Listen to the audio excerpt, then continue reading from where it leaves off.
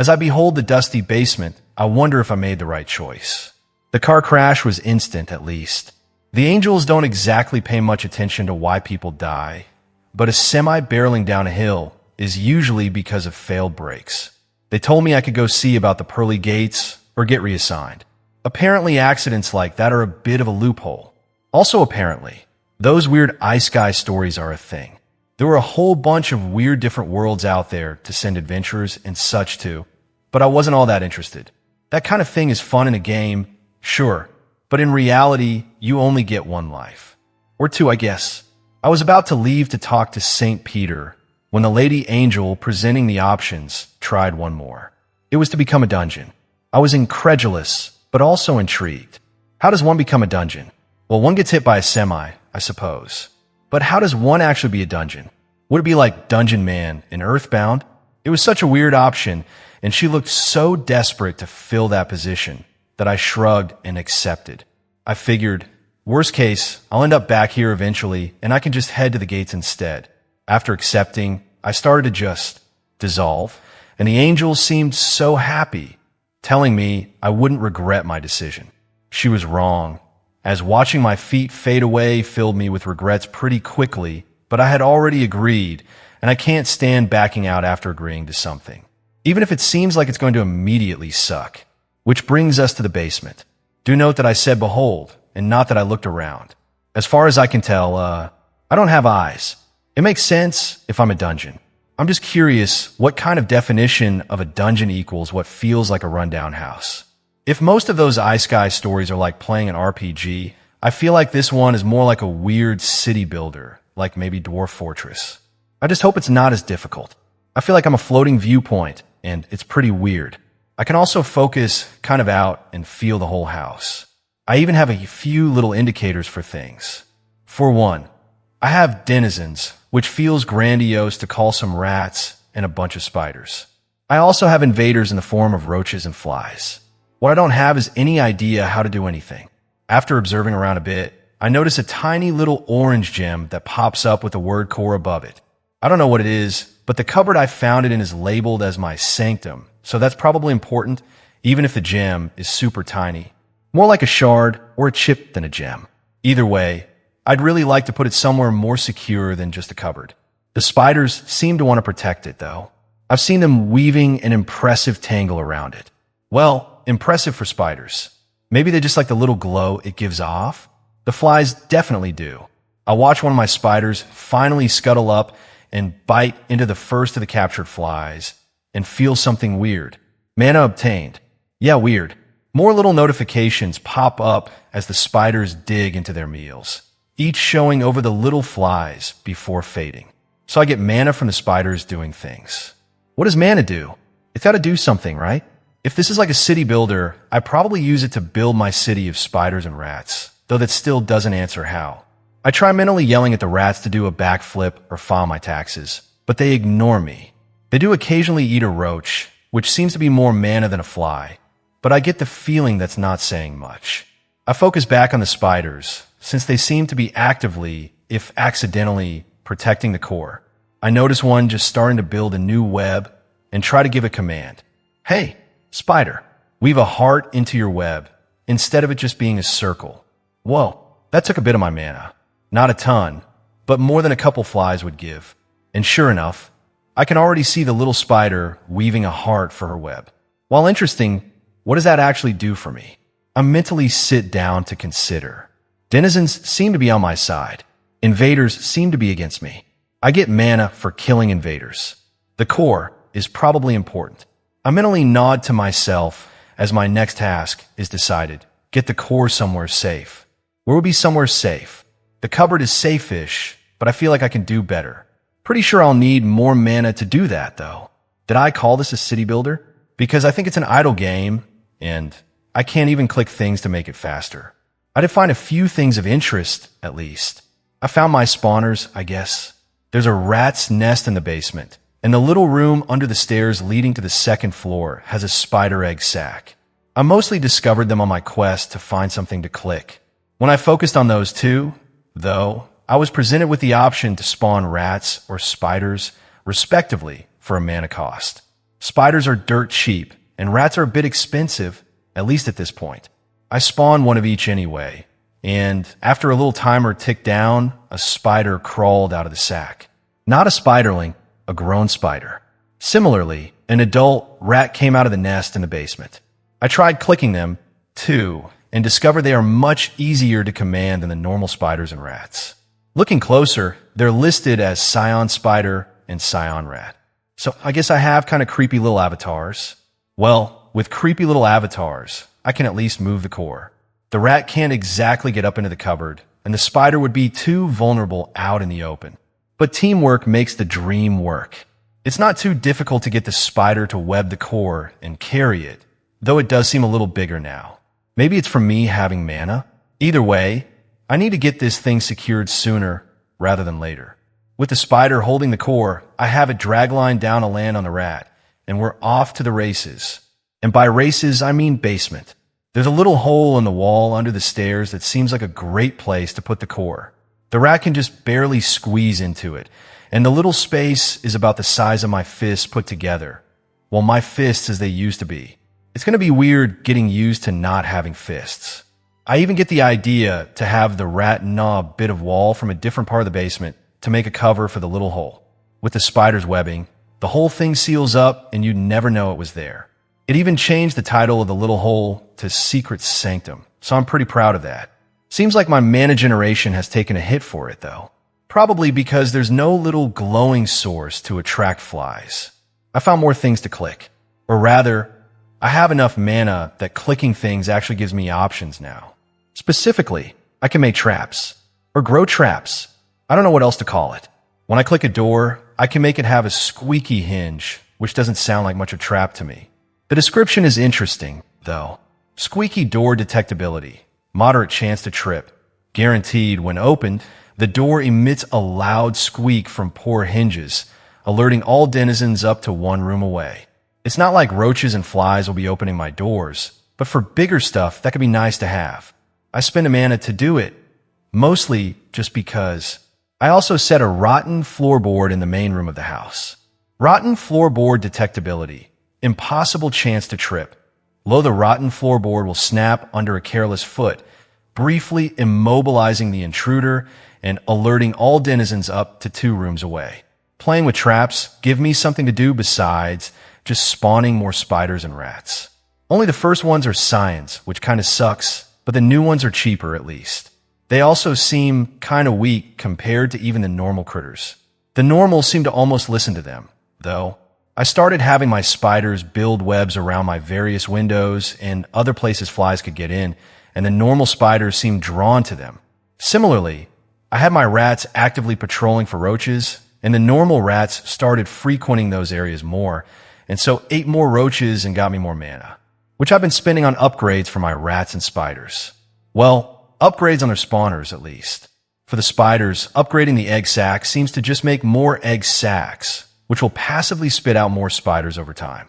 With the various entrances mostly covered, I set a few of my spiders to just webbing up the basement, which the normals seem to take with gusto. Anyone arachnophobic is going to stay well away from my basement. They even register as a swarm now instead of individual spiders, which is encouraging. I've only been able to afford one upgrade for the rats so far, though. As far as I can tell, it just spawns slightly tougher rats now, which is fine.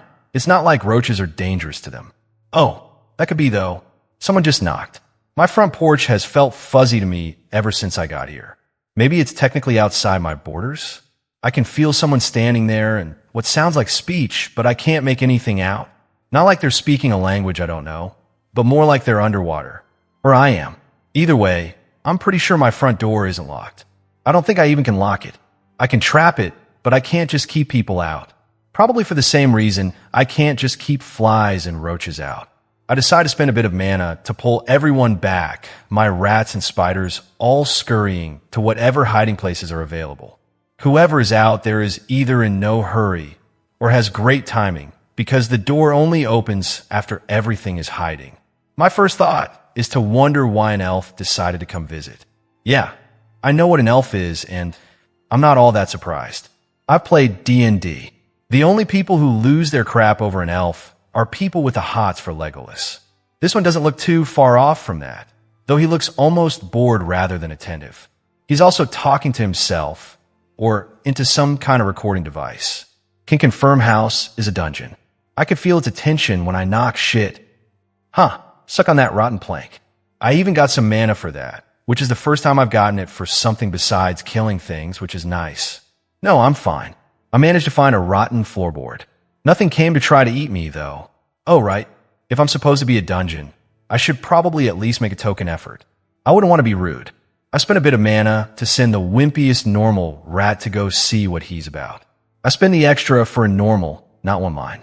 I wouldn't want the normals to follow one of mine and swarm the guy. I don't think I need to worry about that, though.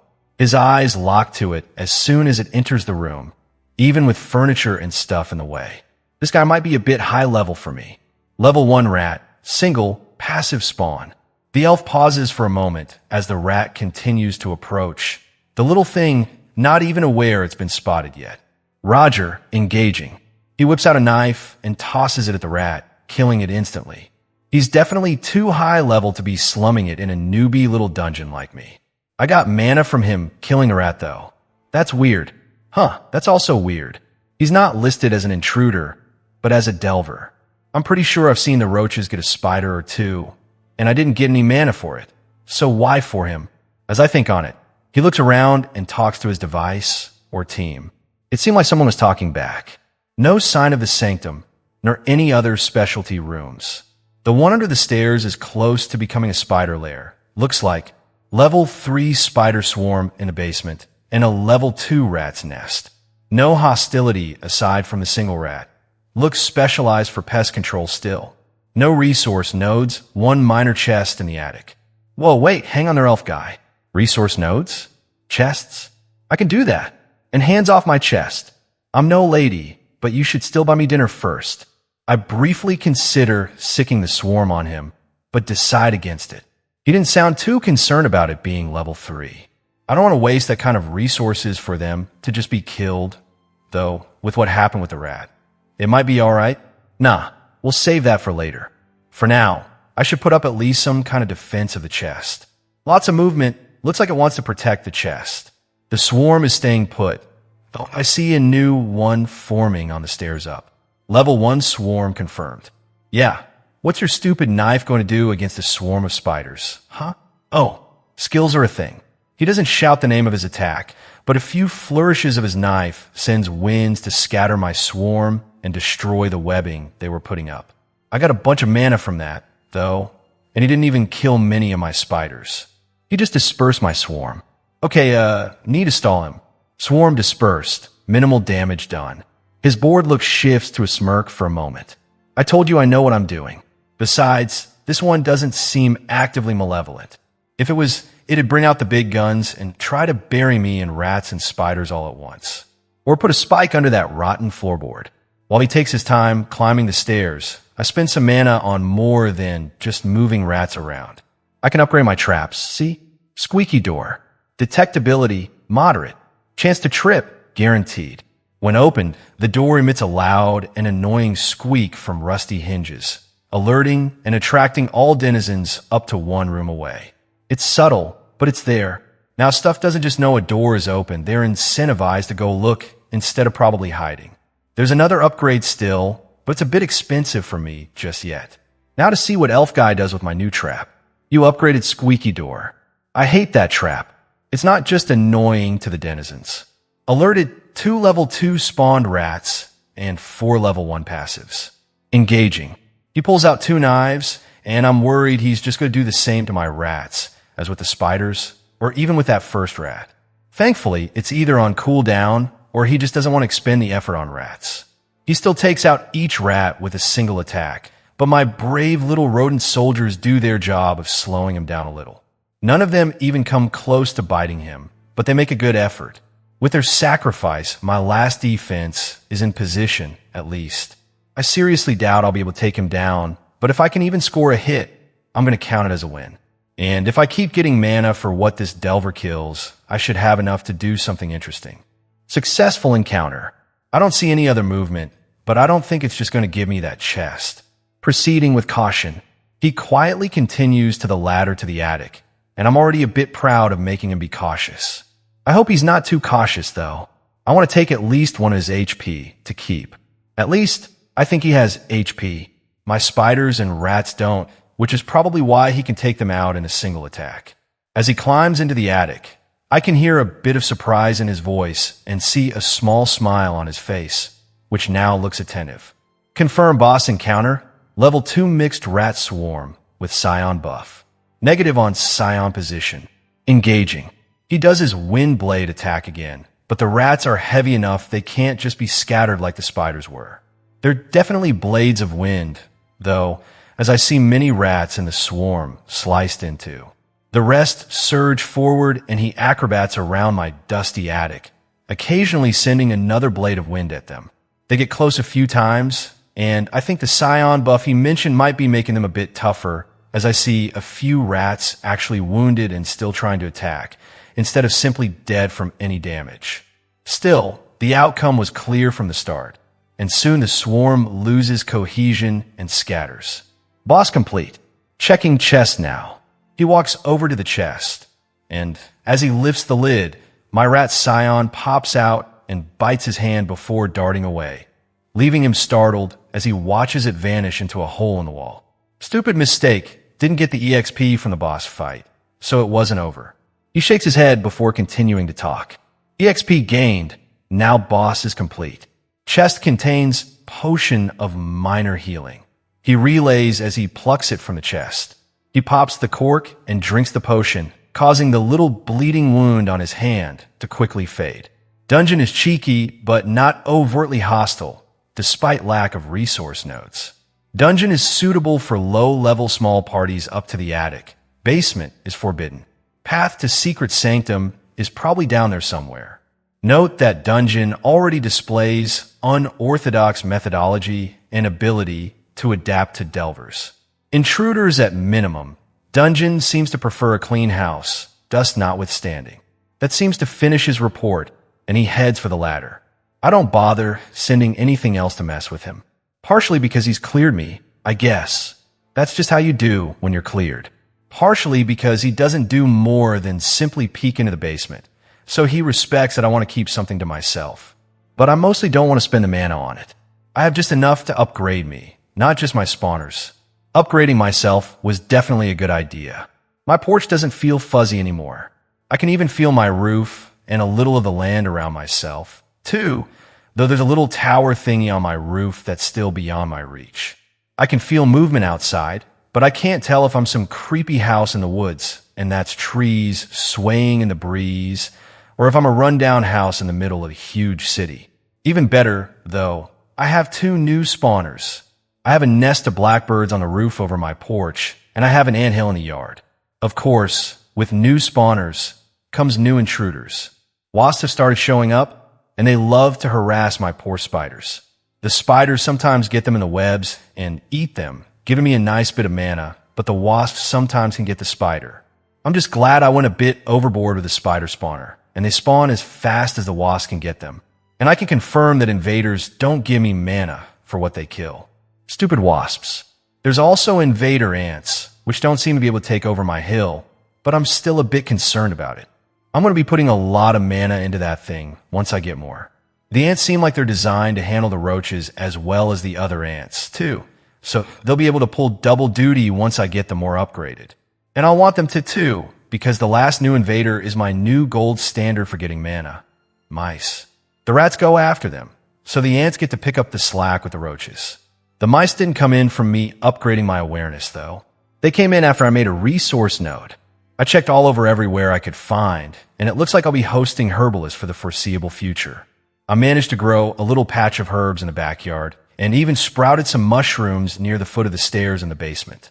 I'm going to make them work at least a little for the mushrooms, kind of reinforce the idea that the basement is for me, not them. And the mice love the shrooms, so I keep several rats nearby. Oh, the room under the stairs on the first floor is now officially a spider lair.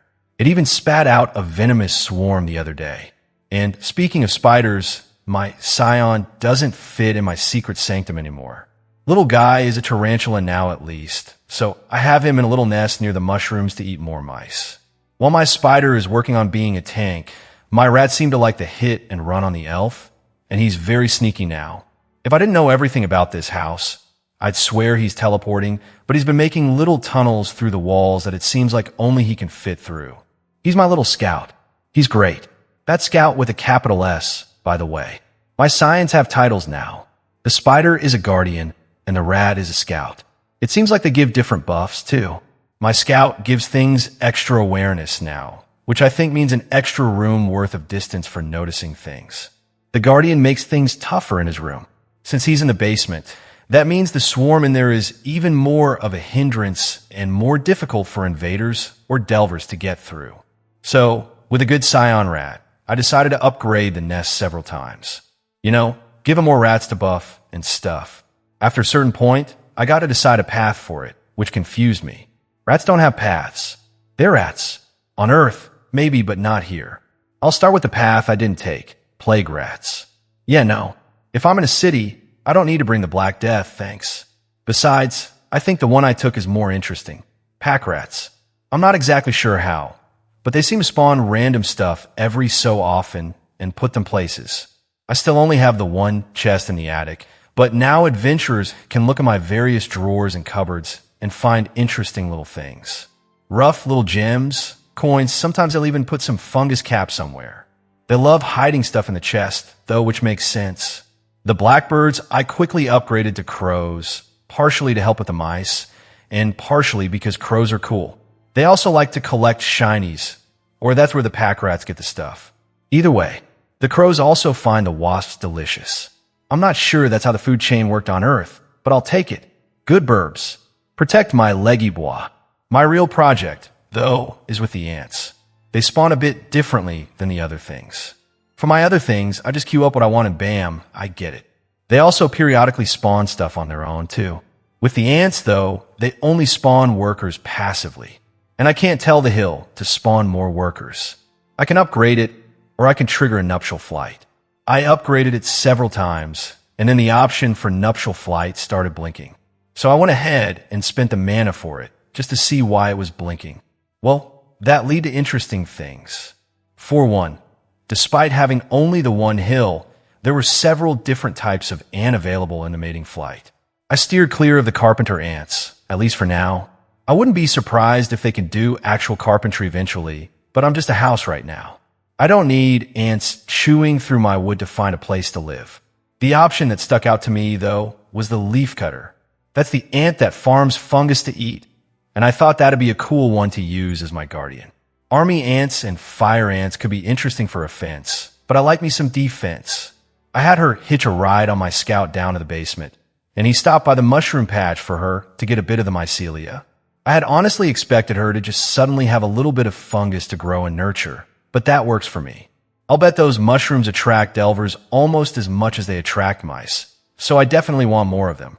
She's a pretty active queen, too. She put her little bit of fungus next to my core, which is looking about like a marble now, laid her eggs, then went out to forage.